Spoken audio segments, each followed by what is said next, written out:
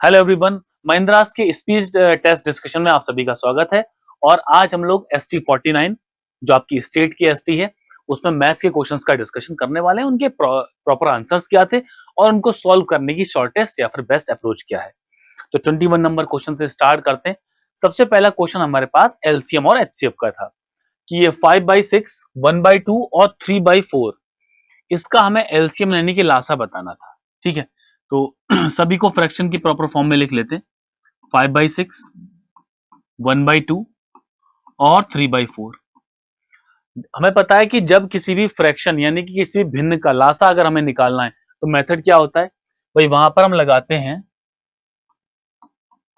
LCM of fraction, किसी भी भिन्न का लासा। तो क्या होगा, LCM of N for numerator यानी कि अंश divided by HCF of D for denominator यानी कि हर।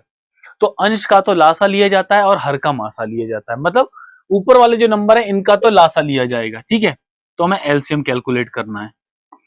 एलसीएम क्या होता है, लीस्ट कॉमन मल्टीपल, एक ऐसा नंबर जो 5, 1, 3 तीनों से डिवाइड होता हो। तो इस तरह हम क्या करते हैं, जो भी सबसे बड़ी संख्या है 5, उसका पहाड़ा पढ़ लेते हैं और पढ़ने के बाद जो भी नंबर आए वो इन तीनों से डिवाइड होना चाहिए। जैसे 5 एकम 5, 3 से नहीं कटता, आगे बढ़िए। 5 2 10, 3 के टेबल में नहीं आता, लेकिन जैसे मैं बोलूंगा 5 3 15, 5 3 15, वो तीनों के टेबल में आता है। तो एलसीएम तो बन गया 15 डिवाइड, जो डिनोमिनेटर में क्या लिखा है, HCF of D, D for denominator यानी कि हर, जो हर में संख्या उसका मासा लिया जाएगा। अब मासा क्या होता है, मासा होता है एक बड़े से बड़ा नंबर जो तीनों में कॉमन हो। नंबर तीनों में कॉमन होना चाहिए। तो कई बार हमें ऐसा लगता है कि एचसीएफ हाईएस्ट कॉमन फैक्टर होता है, तो लोग 6 समझ लेते हैं। भाई 6 तीनों में कॉमन नहीं है, मतलब एचसीएफ एक ऐसा नंबर होना चाहिए जो इन सब को पूरा पूरा डिवाइड कर दे। तो भाई मुझे पता है 6 जो है आपका वो 2 गुणा 3 होता है, 4 जो है आपका 2 गुणा 2 होता है, और 2 है उसको हम 2 गुणा 1 लिख सकते हैं। तो एक ऐसा नंबर जो तीनों में कॉमन हो वो इनका एचसीएफ होगा यानी कि 2। तो आंसर हमारा आ जाएगा यहां से 15/2। ये क्वेश्चन नंबर 21 का आंसर। आगे बढ़ते हैं अगले क्वेश्चन की तरफ। What is the ratio of smallest composite number, smallest composite number two the smallest odd composite number. अब यहां पर दो बातें, कंपोजिट नंबर फाइंड करना है, ये तो बात ठीक हो गई, लेकिन सबसे छोटा कंपोजिट नंबर निकालना है और उसके बाद ऑड कंपोजिट नंबर भी निकालना है। तो कंपोजिट नंबर यौगिक संख्याएं होती क्या, भाज्य संख्याएं क्या होती हैं भाई। देखो हम बात करते हैं 2 3 5 7, वो प्राइम नंबर्स हैं, अभाज्य संख्याएं जिनके केवल 2 फैक्टर्स होते हैं। ठीक, इसके अलावा 2 से ज्यादा फैक्टर्स वाली संख्याएं कौन कौन सी होंगी, 4 से स्टार्ट होंगी। तो सबसे पहला कंपोजिट नंबर बनेगा आपका 4। उसके बाद अगला क्या आएगा, हमें अगला क्या बताना है, अगला विषम संख्या बतानी है। 6 आएगा लेकिन 6 विषम नहीं है, तो क्या बनेगा आंसर 9। तो आंसर यहां से आ जाएगा ऑप्शन नंबर 4, 4:9। फिर एक क्वेश्चन दे रखा था 3K 2P और 4M है, तो KP और M का रेशियो क्या होगा। तो इसको ऐसे लिख लो, 3K equals to 2P equals to 4M। तो ये जो 3, 2 और 4 हैं इनका एलसीएम ले लो। ठीक है, 3 2 4 का एलसीएम हो जाएगा 12, 3 से भाग कर दो 3 चौक 12, 2 से भाग कर दो 6 और 4 से भाग कर दो 3। तो आंसर आ जाएगा हमारा कितना बन जाएगा, 4:6:3, 4:6:3। ये हमारा क्या होगा, ये हमारा के पी और एम का रेशियो बन जाएगा। ठीक है, चलो अब अगला प्रश्न, if each side of a rectangle is increased by 12%। हर एक जो भुजा है हमने किसकी, आयत की को, उसको 12% बढ़ा दिया गया, तो बताना है कि उसके क्षेत्रफल कितना परसेंट बढ़ जाएगा। भाई अगर मैं एरिया की बात करता हूं, क्षेत्रफल, तो वो होता है L इंटू बी, लंबाई गुणा चौड़ाई। मतलब अब हम जब हर एक भुजा को बढ़ा रहे हैं तो लंबाई भी 15% बढ़ेगी, चौड़ाई भी 15% बढ़ेगी, वो 12% दे रखा है। ठीक, तो 12% की 2 बार क्रमागत रूप से वृद्धि होगी। ठीक है, तो इंक्रीज इन एरिया, ठीक है, इंक्रीज परसेंटेज कैसे निकालेंगे, हमें नेट परसेंट वाला फॉर्मूला याद रखना है। x plus y plus x y upon 100। ठीक है, ये क्या बताएगा? किसी भी एक संख्या में दो बार क्रमागत रूप से प्रतिशत वृद्धि को बताता है। एक्स और वाई की जगह क्या लगाएंगे? 12%, जो वृद्धि क्वेश्चन में दे रखी है। फिलहाल 25.44 होता है, करके देख लेते हैं। एक्स और वाई के प्लेस पर 12 लगा दें। 12 गुणा 12/100, तो ये 24 हो गया, 144 हो गया। 24 प्लस 1.44, तो ये बन जाएगा आपका 25.44%। तो 25.44% की वृद्धि हो जाएगी। नेट परसेंट फार्मूला लगाकर हम कैलकुलेट कर सकते हैं एरिया वाली कंडीशन में। अगला, the average of 15 person is 28।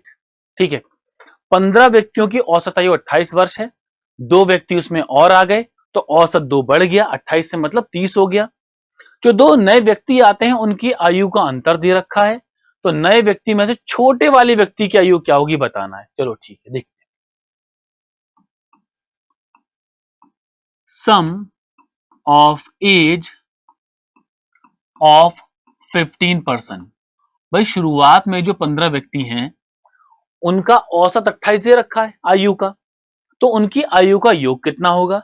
योग होगा औसत का और व्यक्तियों की संख्या का हम गुणा करेंगे। तो 15 8 जा 120 कैरी 12, 15 2 जा 30, 30 में 12 ऐड करें 420, 420 ईयर्स हो गया। अब क्वेश्चन क्या बोलता है? अब क्वेश्चन बोलता है कि 2 और पर्सन आ गए, तो भाई पर्सन हमारे पास पहले 15 थे, 2 और आ गए तो 17 हो गए, और उनके आने से क्या हुआ? एवरेज में 2 की वृद्धि हो गई। मतलब 28 था, 2 बढ़ेगा तो 30 हो जाएगा। तो फिर सम ऑफ एज ऑफ, अब कितने पर्सन हो गए? 17। तो 17 व्यक्तियों की आयु का योग कितना होगा? हम बोलेंगे सर औसत की और व्यक्तियों की गुणा कर दीजिए। 510, 17 3 जा 51। अब देखो, ये ऊपर 15 लोग हैं, नीचे 17 लोग हैं। अगर मैं इन दोनों का अंतर कर दूं, डिफरेंस निकालूं, कितना आएगा? 90। ठीक है, ये डिफरेंस 90 आ रहा है, ये किन व्यक्तियों की आयु है? ये उन 2 व्यक्तियों की आयु है जिनको जोड़ा गया बाद में। तो मैंने किया क्या? 17 लोगों में से 15 लोगों की आयु को माइनस कर दिया, तो 2 व्यक्तियों की आयु का योग मिल जाएगा। ठीक है, घटा देने पर, तो पहला व्यक्ति और दूसरा व्यक्ति इक्वल टू कितना? 90। अब क्वेश्चन में क्या बोला है? उन दोनों की आयु का अंतर 8 वर्ष है, मतलब कि पहला व्यक्ति और दूसरा व्यक्ति की आयु का अंतर 8 है। ठीक है, हमें क्या बताना है? कम आयु वाला व्यक्ति निकालना है, तो पहला व्यक्ति दूसरी व्यक्ति की आयु निकाल लें। दोनों समीकरण को जोड़ दिया जाए, जोड़ने पर क्या होगा? ये कैंसिल हो जाएगा। तो 2 टाइम्स ऑफ पहला व्यक्ति कितना हो जाएगा आपका? 98। तो पहला व्यक्ति कितना हो जाएगा आपका? 49 वर्ष का। अब देखते हैं छोटा कौन से। तो पहले और दूसरे का अंतर हमारे पास 8 दे रखा था। पहला व्यक्ति 49 वर्ष का है, माइनस दूसरा व्यक्ति बराबर 8। तो माइनस ऑफ दूसरा व्यक्ति क्या हो जाएगा? 8 माइनस 49। तो दूसरे व्यक्ति की आयु आ जाएगी यहां से 41 ईयर्स। क्वेश्चन में पूछा क्या था? The age of the younger, मतलब कि जो छोटा व्यक्ति उसकी आयु कितनी होगी? तो भाई देखो 41 आ रहा है, और ऑप्शन नंबर हमारा डी आंसर यहां से बन जाएगा। 41 वर्ष का दूसरा व्यक्ति आ जाएगा। अब देखो, एक व्यक्ति है जिसने क्या करा? 170 प्रति किलोग्राम में वस्तु को बेचा और उसे 15% की हानि हुई। अगर वह 230 रुपए में बेचता है तो उसका लाभ प्रतिशत क्या है बताना है। भाई देखो, किसी भी वस्तु का क्रय मूल्य 100% होता है, 100% है परसेंटेज के मामले में। ठीक है, तो जब उसने 170 में बेचा तो उससे 15% की हानि हुई। तो मतलब क्या है? 100% आपके पास था, आपने 15% हानि पर बेचा, मतलब कि 85% का मान दे रखा है 170। तो 1% का मान भाग कर दो इसको, 2 रुपए के बराबर। ठीक, किसी भी वस्तु का क्रय मूल्य कॉस्ट प्राइस 100% होता है, तो 100% निकालेंगे 2 गुणा 100, यानी कि 200 रुपए के बराबर। हमें क्रय मूल्य निकालने की जरूरत क्यों पड़ रही है? क्योंकि प्रश्न में बोला है अगर वह वस्तु को 230 रुपए में बेचता है तो उसका लाभ बताओ। तो लाभ प्रतिशत तो तब बता पाएंगे जब हमारे पास क्रय मूल्य होगा, इसीलिए 100% निकालने की जरूरत है। ठीक, तो सीपी कितना हुआ 200 रुपए, एसपी विक्रय मूल्य कितना हो गया भाई 230 रुपए, तो पी फॉर प्रॉफिट लाभ कितना हुआ 30 रुपए का। तो फिलहाल बटे में 2 आएगा तो 15% आंसर लगा सकते हैं, कैलकुलेट कर लें कैसे आएगा। प्रॉफिट का परसेंटेज 30 का लाभ बटे में क्रय मूल्य 200 और गुणा 100, तो 2 बार भाग कर दें तो यहां से आपका आंसर बन जाएगा 15% और ऑप्शन नंबर ए आंसर आ जाएगा। अगला प्रश्न, ए करता है 40% कार्य 10 दिनों में, बी करता है 60% कार्य same work in same number of days, मतलब वो भी 10 दिनों में ही कर रहा है। ठीक, find in how many days they can complete 28% of the total work, दोनों लोगों को मिलकर कुल कार्य का 28% करना है। ठीक है, अब एक चीज समझिए भाई, ये 40%, 40% 2/5 होता है, मतलब 2/5 काम करता है 10 दिन में, कौन ए। तो कंप्लीट कार्य कितने दिन में करेगा 10 गुणा 5/2, ये बात हमें ओरली कर लेनी चाहिए थी, लेकिन मैं लिख के बता देता हूं कि ऐसे होगा। मतलब क्वेश्चन ये बोल रहा है ए किसी कार्य को 25 दिन में करता है, आगे बढ़िए, तो ए कितना हो जाएगा आपके पास 25 दिन। ऐसे ही बी की बारे में भी कुछ जानकारी दे रखी है, कहां गया 60%, 60% होता है 3/5, थोड़ा सा डायरेक्ट लगाते हैं। ठीक है, तो बी जो है 3/5 करेगा आपका सेम डेज में, यानी कि 10 दिन में। तो एक कार्य कितने दिन में करेगा, हम बोलेंगे सर 50/3 दिन में। ठीक है, तो जो बी के दिन आ जाएंगे वो यहां से 50/3 हो गए, मतलब कि ए किसी कार्य को 25 दिन में करता है और बी 50 दिन में, 50/3 दिन में। कुल कार्य दोनों का एलसीएम निकाल लिया जाए 50, 25 से भाग करो 2 और यहां पर कितना आ जाएगा 3। अब इन दोनों को मिलकर करना है, कितना करना है 28% कार्य, तो टाइम ए और बी को कितना लगेगा, पहले तो आप कुल कार्य का 28% निकालें, 28% ऑफ 50 बटे दोनों व्यक्ति काम कर रहे हैं तो दोनों की क्या लगा देंगे, दोनों की क्षमता लगा देंगे। ठीक है, और दोनों की क्षमता कितनी हो जाएगी यहां पर 2 + 3 यानी कि 5 क्षमता आ गई। अब ये हो गया 50% 28 का, यानी कितना बन जाएगा आपके पास 14, तो 14/5, 5 से भाग कर दें, 5 दूनी 10, 2 सही 4/5 दिन। ऑप्शन नंबर ए हमारा आंसर आ जाएगा कि दोनों मिलकर 28% कार्य 2 सही 4/5 दिन में कर पाएंगे। अगला प्रश्न, चक्रवृद्धि ब्याज से रिलेटेड क्वेश्चन है, लगभग में आंसर बताना है, थोड़ा सा लेंदी है क्या सवाल। डिफरेंस बताना है आपको चक्रवृद्धि ब्याज का, जब आपको 16% ब्याज दर दे रखी हो और 2 साल का और 3 साल के चक्रवृद्धि ब्याज में अंतर बताना है। ठीक है, तो हमें क्या करना है, पहले हम कैलकुलेट करेंगे 3 साल का चक्रवृद्धि ब्याज कितना परसेंट होता है, माइनस करेंगे उसमें से 2 साल का चक्रवृद्धि ब्याज, और जो प्रतिशत बचेगा 15,000 का उतना प्रतिशत निकाल लिया जाए तो हमारा आंसर आ जाएगा। ठीक है, चलो भाई देखते हैं।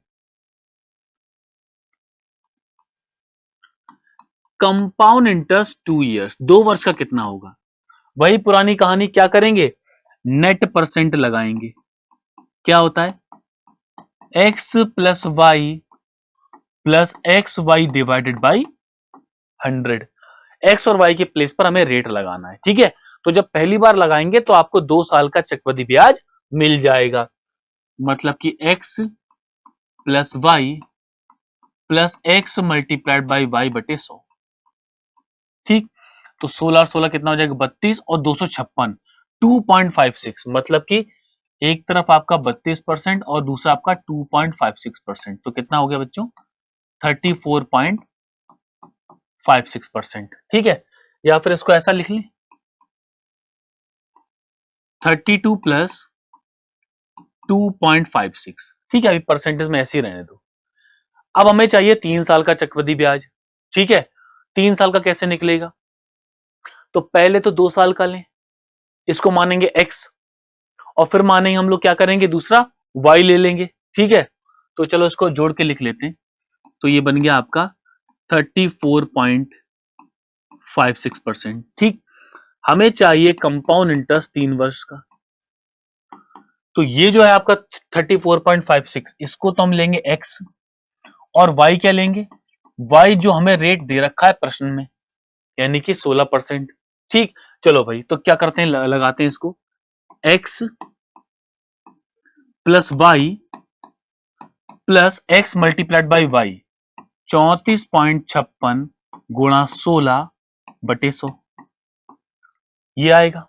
ठीक है, अब एक चीज समझे भाई, हमें बताना क्या है, हमें बताना है डिफरेंस, यानी कि अंतर। मतलब कहने का क्या है, ये 3 वर्ष में से ये 2 वर्ष का डाटा मैं माइनस करने वाला हूं। भाई एक बात समझो, जब माइनस करेंगे जो 3456 तो सेम है, प्लस और माइनस का साइन लगेगा, मतलब ये तो जाएगा कट, तो बचेगा कितना, केवल इतना स्टेप बचेगा, 16 प्लस 3456 16/100। ठीक है, तो यही लिख लेते हैं डिफरेंस, अंतर कितना आएगा, 16 प्लस, इसकी गुणा कर लें जरा, 16 छंग 96 का 6 हासिल 9, 16 पंजे 80 प्लस 9 89 का 9 हासिल 8, 16 चौक 64 और 8 72 का 2 हासिल 7, और 16 3 48 और 7 कितना हो जाएगा हमारे पास, 48 और 7 55, 55 बटे में लगा दो 100। ठीक, चलो तो क्या करेंगे, 2 और लग जाएगा, मतलब कि 16 प्लस 5.5296, तो 16 5 कितना हो जाएगा, 21.5296% का डिफरेंस आया। तो हम लोग क्या करेंगे, कैलकुलेट करेंगे वैल्यू। ठीक है, रुपीज में डिफरेंस कितना होगा, हम निकालेंगे 21.5296%, 5296% ऑफ 15,000, जितने रुपए हमारे पास हैं। ठीक है, तो क्या होगा, 215296 डिवाइडेड बाई 1234 और मल्टीप्लाइड बाई 15,000, 1 2 3 और बटे में 100 और लगा लें, क्योंकि प्रतिशत हटाएंगे बटे में 100 लगेगा, तो 1 2 3 जीरो कैंसिल, 3 जीरो यहां से कैंसिल, 5 दूनी 10 और 5 तिया 15 बन गया। ठीक है, चलो भाई 3 की गुणा कर डालो, 3 6 18 का 8 हासिल लगा 1, 3 नेम 27 और 1 28 का 8 हासिल 2, 3 दूनी 6 2 8, 3 पंजे 15 का 5 हासिल 1,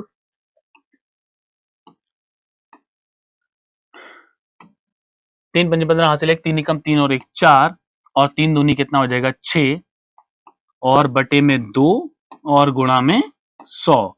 अब काटो भाई इसको, तो 3 से काटेंगे 32 दूनी 64, तो 2 दूनी 4, 2 नेम 18, 2 चौक 8, 2 चौक 8 और इतना, तो 32 29.44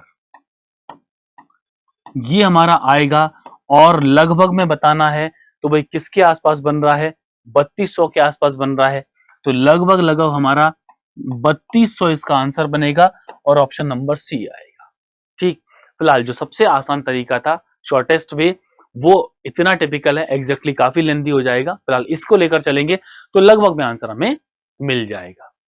अगला प्रश्न, एक ट्रेन है, पास करती है 2 ब्रिज को जिनकी लंबाई 400 मीटर और 200 मीटर है, 50 सेकंड और 30 सेकंड में, तो ट्रेन की लंबाई बतानी है क्या होगी। भाई ट्रेन जब भी किसी ब्रिज को यानी पुल को पार करती है, तो ट्रेन करती क्या है, अपनी लंबाई के बराबर भी दूरी चलती है। जैसे कि ये मान लिया एक ब्रिज है, मान लिया कि ब्रिज की लंबाई L है, और एक ट्रेन इधर से आती है। ठीक, और ट्रेन की लंबाई हमने x मान ली, तो ट्रेन इस ब्रिज को पार कर गई। पार कब करेगी, जब मान लिया ये इसका इंजन है और ये लास्ट वाला डिब्बा है, गार्ड वाला कंपार्टमेंट है, तो हम पार कराओ कब बोलेंगे, जब गार्ड वाला कंपार्टमेंट यहां आ जाए और ई फॉर इंजन आगे पहुंच जाए। जब ये स्थिति आएगी तभी तो बोलेंगे कि पूरा पूरा प्लेटफॉर्म या ब्रिज है पार हो गया। तो आप देखो, ट्रेन यहां से चलना प्रारंभ हुई, एल चलेगी और अपनी लंबाई भी चल चुकी है क्योंकि आगे तक पहुंच चुकी है। तो जब कभी भी ट्रेन किसी प्लेटफॉर्म को, ब्रिज को पार करती है, तो वो अपनी लंबाई के साथ साथ प्लेटफॉर्म या ब्रिज की लंबाई को भी पार करती है, जिसको हम कुल दूरी मानते हैं। अब देखो, एक ट्रेन है, 2 ब्रिज हैं, तो मतलब ट्रेन की चाल तो समान लगेगी। ठीक है, तो ट्रेन की चाल को मैंने एस मान लिया, चाल बराबर दूरी। ट्रेन पार करती है ब्रिज को, तो पहली कंडीशन में 400 मीटर ब्रिज है, प्लस ट्रेन की लंबाई हमने x मान ली, और बटे समय कितना लग रहा है 50 सेकेंड। पहली स्थिति। अब दूसरी स्थिति में क्या है, 200 मीटर लंबा ब्रिज है, तो ट्रेन की चाल तो s ही रहने वाली है, 200 प्लस x बटे समय कितना है भाई, चाल बराबर दूरी बटे समय लगा रहे हैं 30। जब ये दोनों एक ट्रेन की चाल हैं, लेफ्ट हैंड साइड इनकी बराबर है, तो राइट हैंड साइड को इक्वल किया जा सकता है। तो क्या हो जाएगा, 400 plus x upon 50 equals to 200 plus x upon 30।